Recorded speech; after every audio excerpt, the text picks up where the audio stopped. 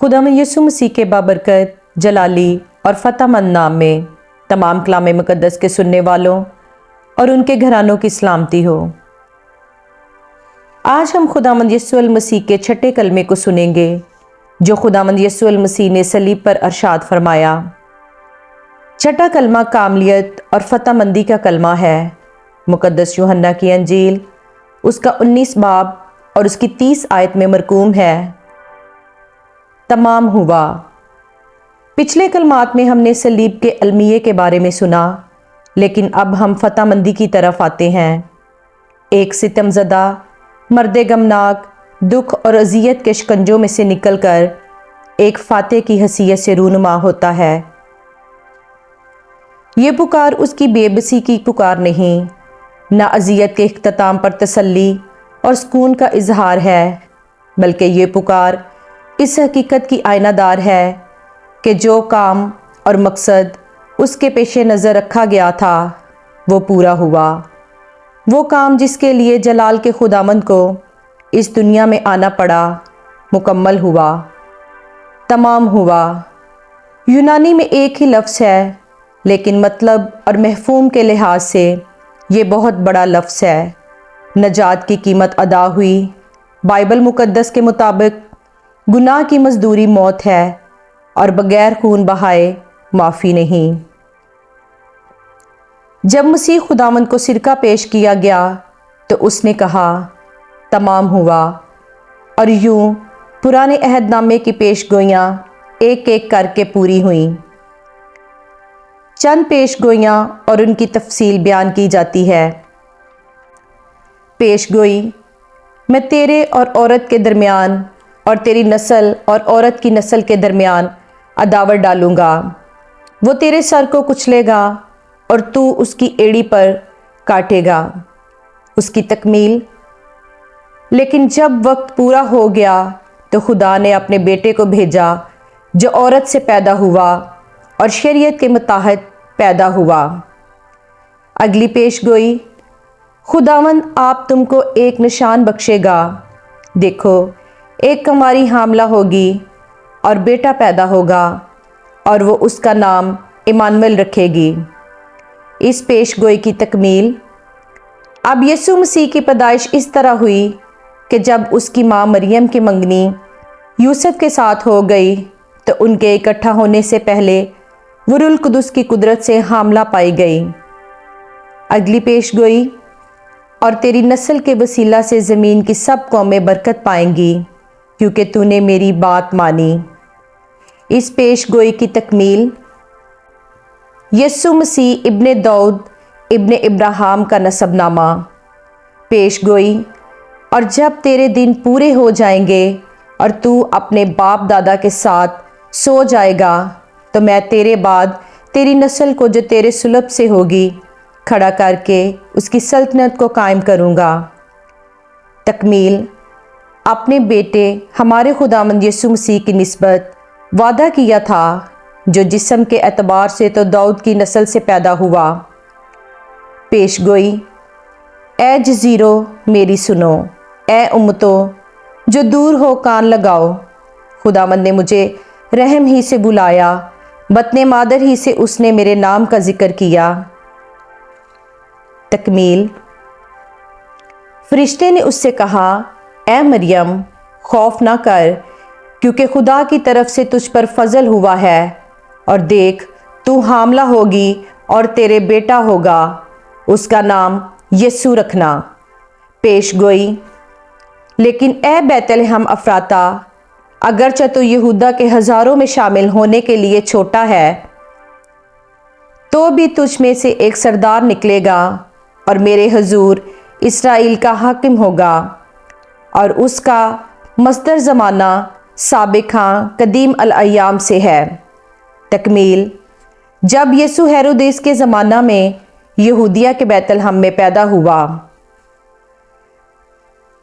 मलाकी ने उसके पेशरो के आने के बारे में लिखा है। नए अहदनामा में यूहन्ना बपतिस्मा देने वाला उस पेशगोई की तकमील है। गर्ज के पुराने अहदनामे की एक एक पेशगोई पूरी हुई और उसने इख्तिताम पर कहा, तमाम हुआ।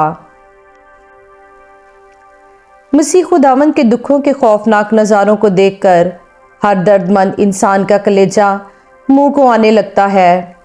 ان وحشیانہ مظالم کو بیان کرنے کے لیے قوت تحریر اور قدرت گفتار عاجز ہے۔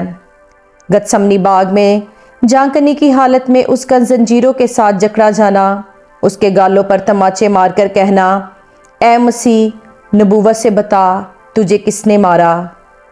اس کو کوڑے لگانا اور کوڑوں کے بعد سپاہیوں کے حوالے کیا جانا، اس کے سر پر کانٹوں کا تاج اور صلیب پر لٹکے رہنا، غرض کہ اس نے جسمانی، روحانی اور دینی طور پر بہت دکھ سہا۔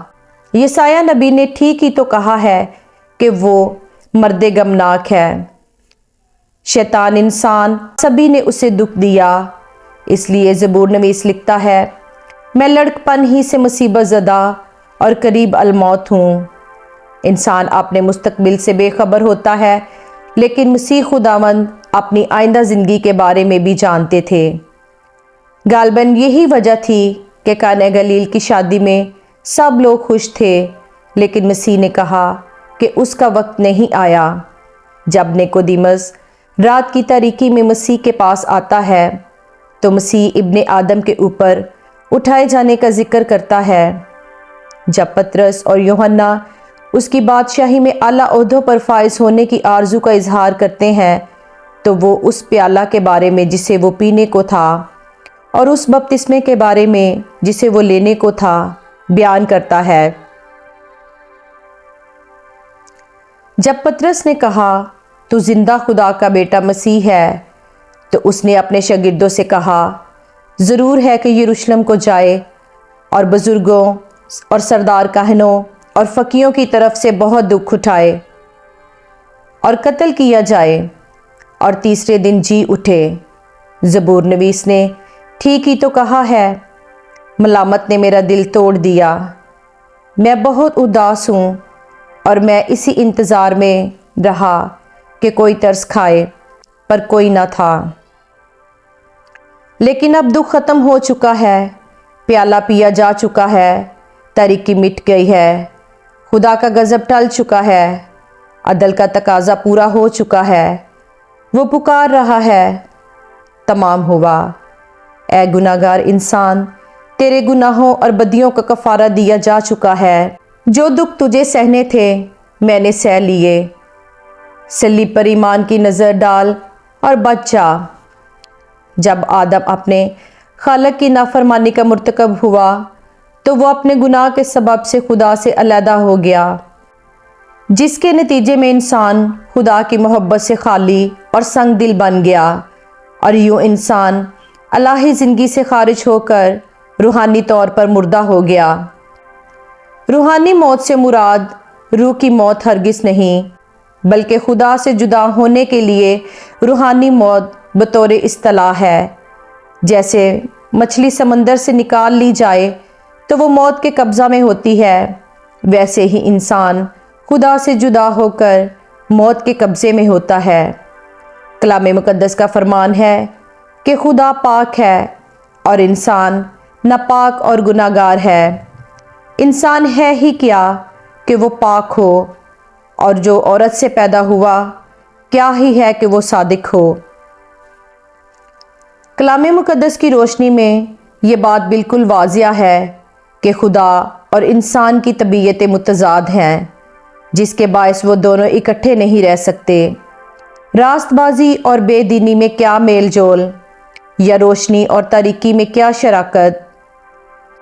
ان گنت ریفارمروں، مبلغوں اور مبشروں نے ازالہ گناہ اور حصول نجات کے لیے کوششیں کیں، لیکن ان کی سرگرم کوششوں کے باوجود خوشگوار نتائج برآمد نہ ہو سکے، کیونکہ کھارے چشمے سے آب شیریں حاصل کرنا ناممکن ہے۔ چنانچہ خدا رحیم و عادل نے انسان کی لاچاری اور بے بسی کی حالت پر رحم کیا اور اپنے اکلوتے بیٹے خداوند یسوع مسیح کو اس پرعز گناہ دنیا میں بھیج دیا، تاکہ اس کے پاک اور بے عیب کفارے کے باعث گناہگاروں کے بہتے ہوئے آنسو پوچھے جائیں اور ان کی سسکیاں نغموں میں بدل جائیں۔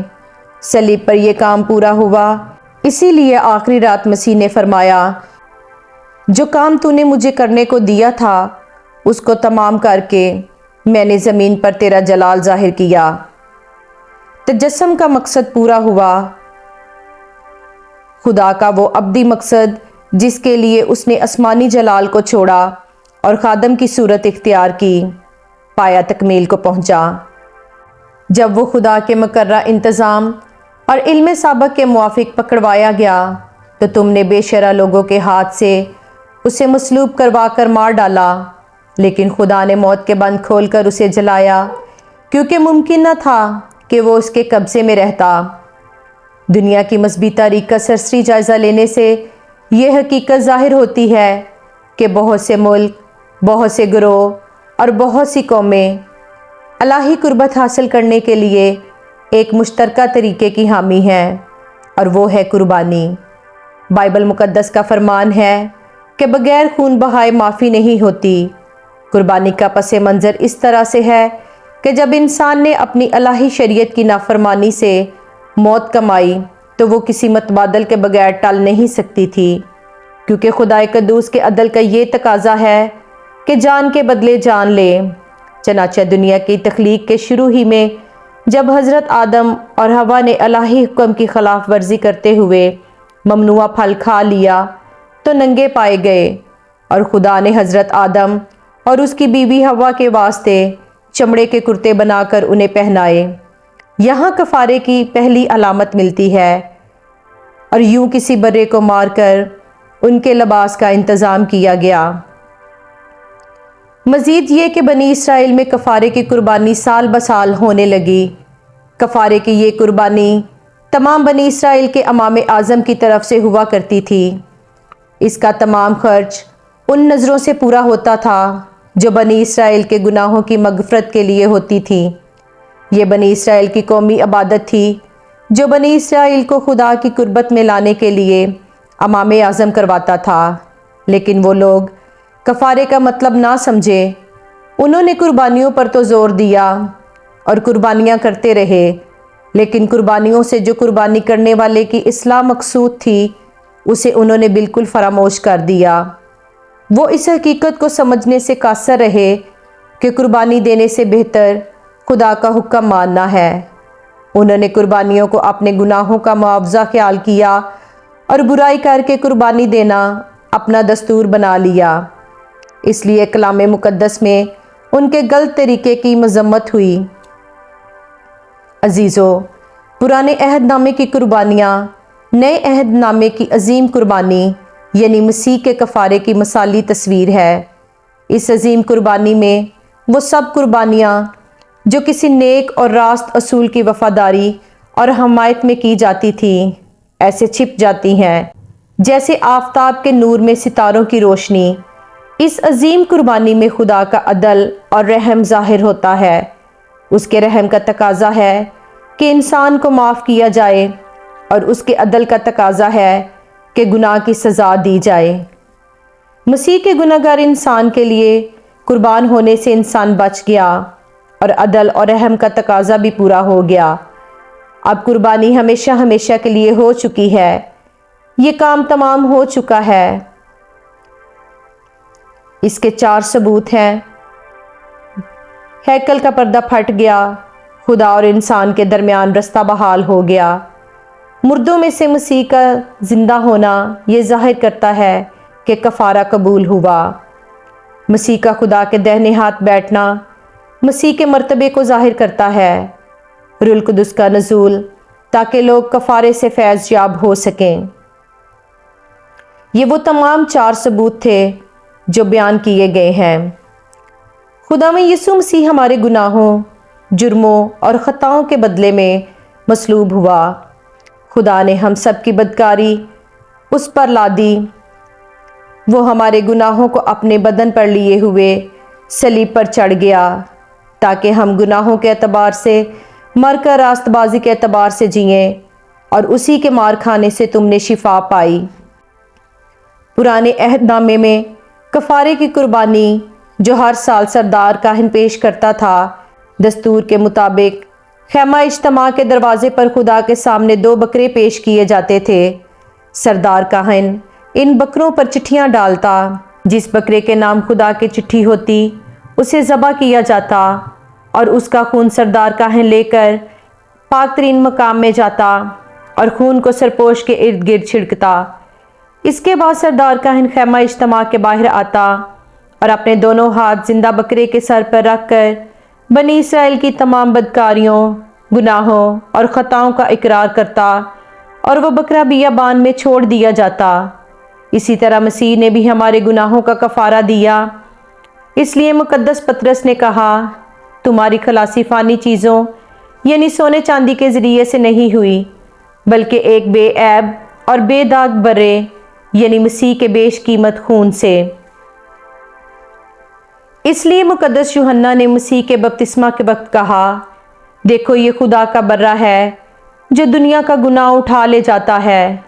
اگر ہم مسیح پر ایمان لے آتے ہیں تو ہمارے گناہ معاف ہو جاتے ہیں، کیونکہ ان کا کفارہ مسیح نے دے دیا ہے۔ شریعت خدا کے احکام اور قوانین کا مجموعہ ہے جو پرانے عہد نامے میں انسان کو دیا گیا، لیکن اپنی گناہ آلودہ فطرت کے باعث وہ ان قوانین و احکام کو پورا نہ کر سکا، کیونکہ گناہ سے نجات حاصل کیے بغیر شریعت پر عمل کرنا ہی ناممکن ہے۔ ایک کبڑے کو اگر یہ کہا جائے کہ وہ سیدھا ہو کر چلے تو یہ اس کے لیے ناممکن ہے، کیونکہ اس کی کمر میں بگاڑ ہے۔ جب تک یہ بگاڑ دور نہ ہو جائے وہ سیدھا ہو کر چل نہیں سکتا۔ شریعت انسان کو بھلائی کے لیے کہتی ہے، لیکن انسان فطری طور پر گناہ کی طرف مائل ہے۔ اس لیے مقدس پولس رسول لکھتا ہے، کیونکہ میں جانتا ہوں کہ مجھ میں یعنی میرے جسم میں کوئی نیکی بسی ہوئی نہیں، البتہ ارادہ تو مجھ میں موجود ہے، مگر نیک کام مجھ سے بن نہیں پڑتے۔ چنانچہ جس نیکی کا ارادہ کرتا ہوں وہ تو نہیں کرتا، مگر جس بدی کا ارادہ نہیں کرتا اسے کر لیتا ہوں۔ شریعت انسان کو مجرم ٹھہراتی ہے، اس کے جرم کا علاج اس کے پاس نہیں۔ شریعت ایک آئینہ ہے، جس طرح آئینہ چہرے کے بدنما داغ دکھا دیتا ہے پر ان کی اصلاح نہیں کر سکتا۔ اسی طرح شریعت کے وسیلہ سے صرف گناہ کی پہچان ہوتی ہے۔ شریعت تھرمامیٹر سے مشابہ ہے جو بخار تو بتا دیتا ہے لیکن بخار کا علاج نہیں کر سکتا۔ تو کیا شریعت بری ہے؟ ہرگز نہیں۔ مسیح خداوند نے اسی لیے فرمایا، یہ نہ سمجھو کہ نبیوں اور توریت کی کتابوں کو منسوخ کرنے آیا ہوں، منسوخ کرنے نہیں بلکہ پورا کرنے آیا ہوں۔ مسیح نے ہمارے لیے شریعت کے تقاضے کو پورا کیا، اس لیے کہ جو کام شریعت جسم کے سبب سے کمزور ہو کر نہ کر سکی وہ خدا نے کیا، یعنی اس نے اپنے بیٹے کو گناہ آلودہ جسم کی صورت میں گناہ کی قربانی کے لیے بھیج کر جسم میں گناہ کی سزا کا حکم دیا، تاکہ شریعت کا تقاضا ہم میں پورا ہو جو جسم کے مطابق نہیں بلکہ روح کے مطابق چلتے ہیں۔ شریعت کے مطالبے کو پورا کرنے کے لیے بغیر خون بہائے معافی نہیں۔ مسیح نے موت برداشت کی۔ عزیزو، شریعت کا تقاضا پورا ہو چکا ہے، اب ہم اس کے فضل کے متحد ہیں، کیونکہ تم نے شریعت کے متحد نہیں۔ خدا کی رحمت فراوانی اور اس کے بے انتہا فضل پر غور کیجئے اور اسے قبول کیجئے۔ مسیح کی صلیب شیطانی طاقتوں کا اعلان ہے۔ بظاہر یہ شیطانی طاقتوں کی کامیابی لگتی ہے، لیکن حقیقت میں یہ ان کی شکست فاش ہے۔ اس سلسلے میں مسیح کے الفاظ ملاحظہ فرمائیے، اب دنیا کی عدالت کی جاتی ہے، اب دنیا کا سردار نکال دیا جائے گا۔ ابھی شیطان اتھاہ گڑھے میں نہیں ڈالا گیا، تاہم اس پر سزا کا حکم ہو چکا ہے اور اس پر عمل روز عدالت کو ہوگا۔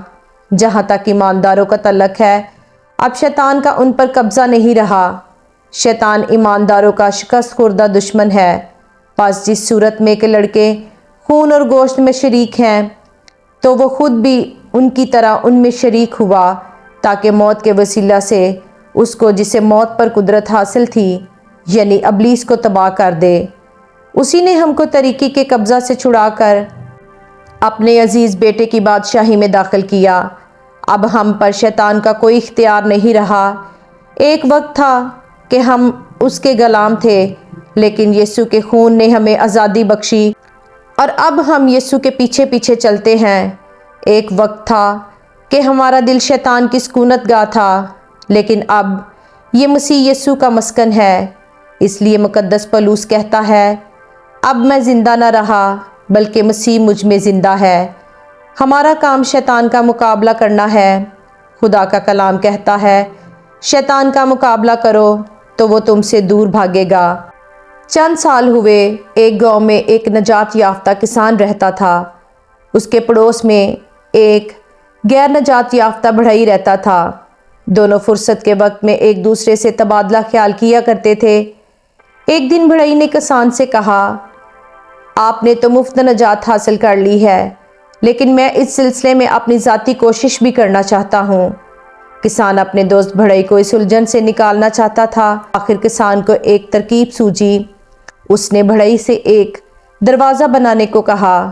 جب دروازہ مکمل ہو گیا تو کسان دروازے کو دیکھنے کے لیے آیا۔ کسان نے ایک کلہاڑا لیا اور اس سے دروازے پر ضربیں لگانا شروع کر دیں۔